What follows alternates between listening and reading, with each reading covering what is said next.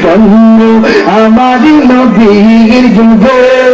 হলে কেমন হতো জন্ম আমার নবীর যুগে হলে কেমন হতো আসতো ভেসে হযরতে বেলালের মধুর আযান আসতো ভেসে হযরতে বেলালের মধুর আযান যাইয়া জানে ছিল তো মুগ্ধ রহমান দয়াল নবীর পিছে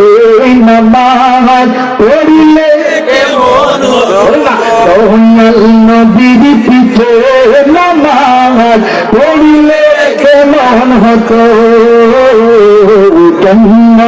আমার নবীর যুগে হলে কেমন হতো জন্ম